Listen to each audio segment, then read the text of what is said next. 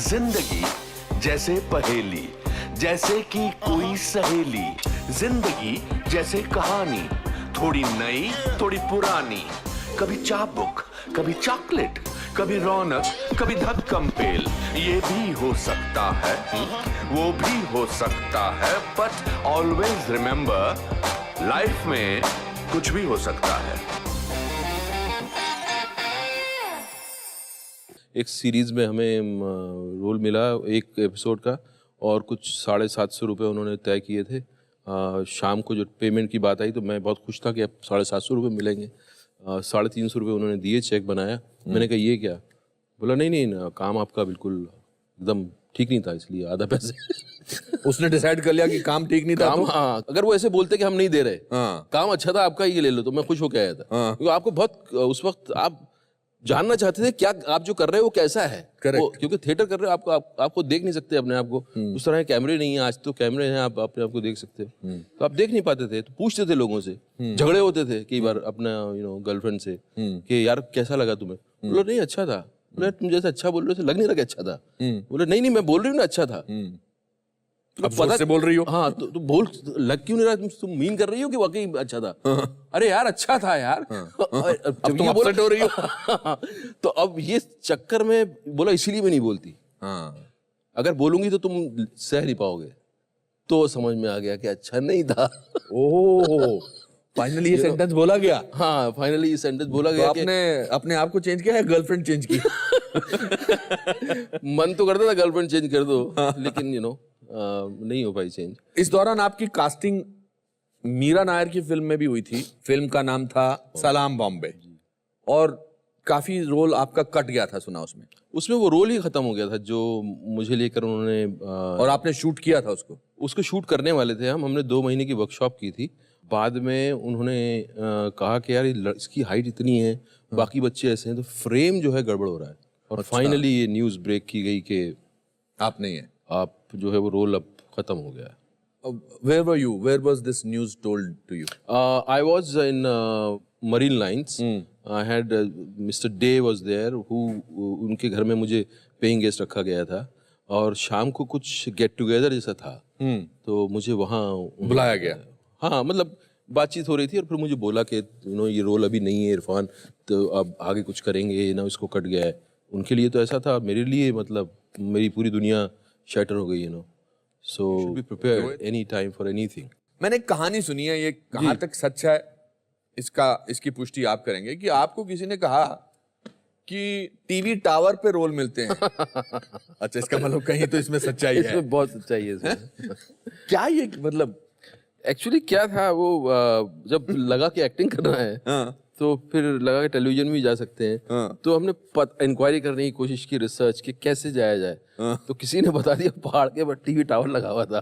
किसी ने देखो दिख रहा है ना वहाँ पर प्रोग्राम बनते हैं, अब वहाँ से रिले होता है। उसको भी शायद यही समझ होगी कि वहाँ बनते हैं प्रोग्राम। अच्छा। उसने हमको वहाँ भेज दिया, तो हम पहाड़ों पर भेड़ बकरियों के साथ ऊपर, मुझे मालूम है वो नाहरगढ़ का पहाड़ है वो।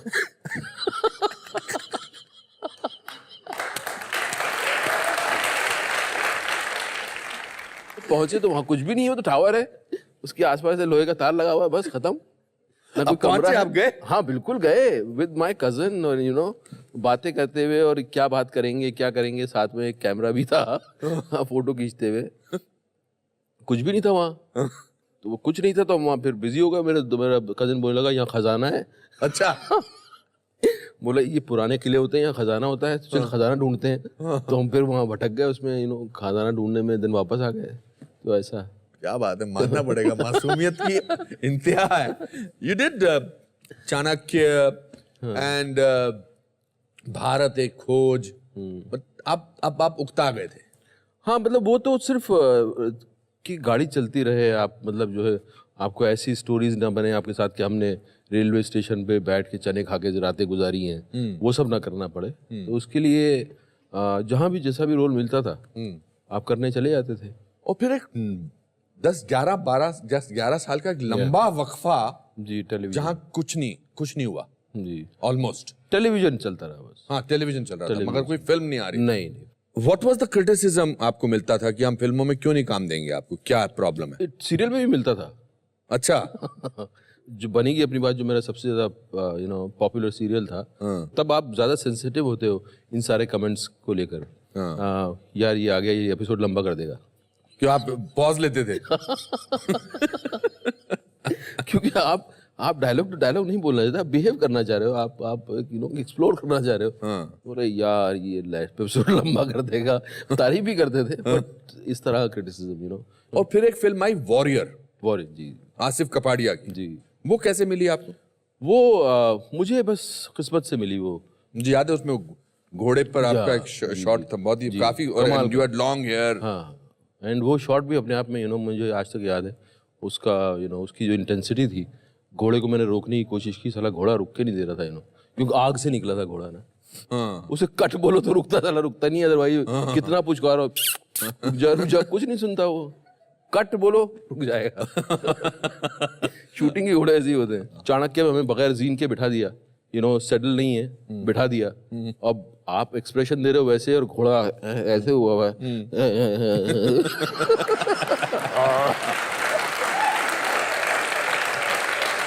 तो आपको अंदाजा नहीं है कि अब एक फिल्म थी परंपरा, यश जी ने बनाई थी। मेरे आमिर खान के साथ मेरा वो भतीजा था, मैं उसका कुछ मामा था, ऐसा कुछ था, ऐसा कैरेक्टर। और घोड़े की दौड़ थी, और यश जी ने मुझे पूछा, तो घोड़ा चला दिया? मैंने कहा अभी कौन, मैं 50-50 शिफ्टें करता था, 2 घंटे के लिए यहाँ जाता था। मैंने कहा हाँ करा लूंगा सर, मैं कर लूंगा। तो जहां तक तो घोड़े पर बैठने तक का सवाल था, वहां तो ऐसा लगा कि ये जॉकी है। और आमिर खान भी थोड़ा डर रहा था कि मतलब ऐसा थोड़ा, मैं ऐसे बैठा और ऐसा लगा, यश जी मुझे कहते उन्होंने ऐसे किया ना, तो मुझे लगा मैंने गलती से इनको ऐसे कर दिया, मेरे को तो आता है। तो टीनू वर्मा टीनू वर्मा की जो चिल्लाहट होती थी वो गोली से ज्यादा ताकतवर होती थी। कमाल किया। और उन्होंने घोड़े के कान में बोला action.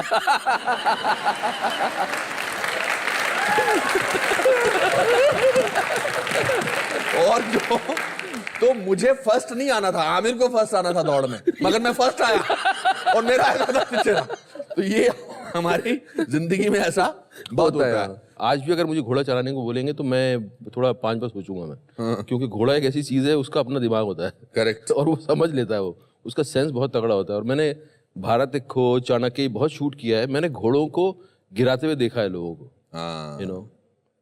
So you Asif Kapadia की फिल्म से you got a certain kind of an international recognition. Asif Kapadia, उससे बड़ी बात जो हुई, वो तो एक्सपेक्ट कर रहा था कि मैं इंटरनेशनल रिकग्निशन मिलेगा।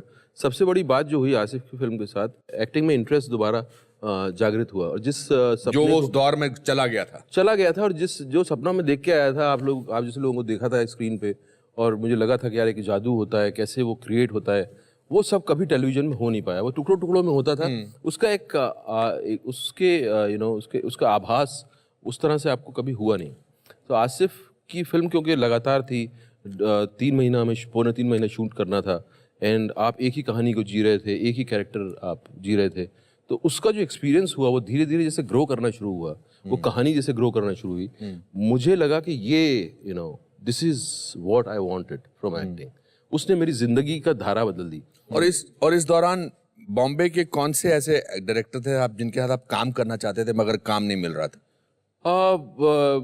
शशिलाल नायर एक डायरेक्टर थे जो थोड़ी नए किस्म की फिल्म, जो नाना के साथ बनाते थे, अंगार वगैरह। फिर रामू आ गए थे। मगर you never decided to meet somebody like Yash Chopra, Subhash Ghai. वो आपको अंदाजा था कि इन फिल्मों में आपकी जगह नहीं है। मिलने जाने में मुझे थोड़ी सी दिक्कत होती थी, क्योंकि उससे ना क्योंकि मैं बोलने में बहुत अच्छा नहीं था। मैं अपना कोई इम्प्रेशन बनाऊं या किसी को इम्प्रेस करूं, उसमें मैं बहुत अच्छा नहीं था। तो जब भी मैं जाता था, सोशल स्किल्स अच्छे नहीं थे। नहीं, तो मैं नुकसान करके आता था अपना। अच्छा। तो अगर मैं आपसे मिलने आया हूँ तो आपका मेरे बारे में कोई इंप्रेशन होगा, आपको लगता होगा ठीक ठाक एक्टर है। मिल के जाऊंगा तो आप ही बोलोगे इसको कभी काम नहीं दूंगा मैं। क्योंकि मुझे, और आपने इसको सुधारने की भी कोशिश नहीं की? सुधारे कैसे? आदमी जैसा बना हुआ है वैसा बना हुआ है। जो काम ढूंढ रहे हैं, क्योंकि आपको बहुत ज्यादा ध्यान उस पर है कि आप अपना काम को सुधारो।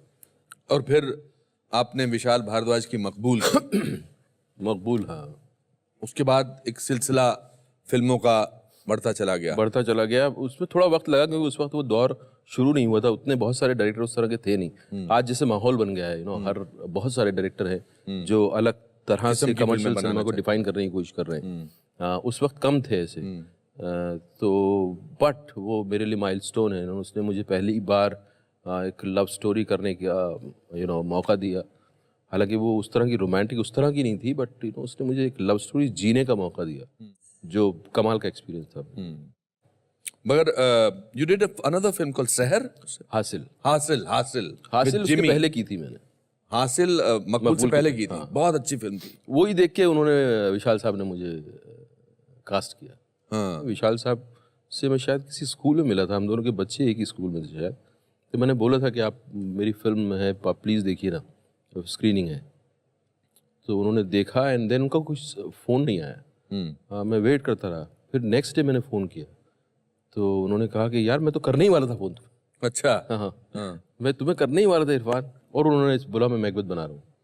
पहला सवाल मैंने उनसे पूछा कि आप मैकबेथ बना रहे हैं, आप उसके गिल्ट को कैसे आपने अडेप्ट किया? फिर उन्होंने बताया बच्चे वाला एंगल, जिस तरह से वो गिल्ट को उन्होंने अडेप्ट किया था, आउटस्टैंडिंग। बहुत अच्छा। उसको पता नहीं है कि बच्चा किसका है। और फिर नेमसेक हुई। और मुझे कभी लगा नहीं था कि नेमसेक जो है वो इसकी फिल्म होगी, इस फादर की एंड मदर की। मुझे हमेशा लगा गोगोल की कहानी है, उसी की फिल्म होगी। बट उसकी लाइनें इतनी खूबसूरत थी कि मैंने कहा यार इस लाइनों को बोलने का मौका फिर मुझे मिलेगा नहीं। और उसके बाद एक सिलसिला, इंटरेस्टिंग उसके बाद फिर सिलसिला शुरू हुआ। अब इस समय आप जिंदगी के एक खुशहाल मोड़ पर हैं हर तरफ से, या कोई? मुझे जिंदगी तो अपने चैलेंजेस रखती है हमेशा। मुझे काम को लेकर बहुत मजा आ रहा है। और यही दिन देखने के लिए मैं शायद एक्टर बना था, जहाँ के मुझे अपने किस्म की कहानियाँ चुनने को मिले और जहाँ मुझे अपने किस्म का काम करने को मिले।